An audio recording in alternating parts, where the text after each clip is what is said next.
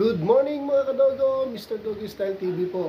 Meron po kaming reunion ng aking mga kabat sa Gregorio Araneta University sa Malabon, sa may Victoneta. Mga BS Management po ang course namin noon. So magkakaroon kami ngayon ng reunion, not actually reunion ng class namin, ilan-ilan lang sila na merong mga aso. So packwalk ang mangyayari. At meron kaming kasama doon na kabrad ko sa Taugama P. Nako, magkikita kami nitong mga to, no? Doon kasi ako nag-aral sa Araneta, no, mga kadogo, no? After ko kumuha ng course ng engineering sa Recto, which is hindi ko rin mo natapos dahil nga nag-asawa na ako. Nag-shift tayo ng accountancy course sa Araneta, Malabon. So, naging seaman tayo. Hindi natin natapos. Pero yung course na management po, natapos ko po yung paunti-unti po siya hanggang sa natapos ko. Batch 2005-2006 kami ng mga tropa.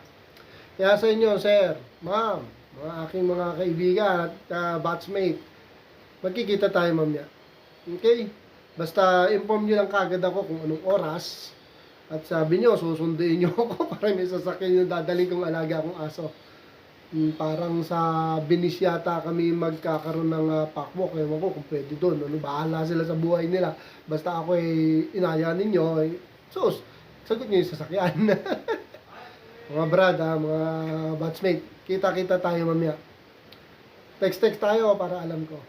Ganda to, packwalk to, mga kadogo. See you next time at update tayo sa mangyayari. Thank you for watching.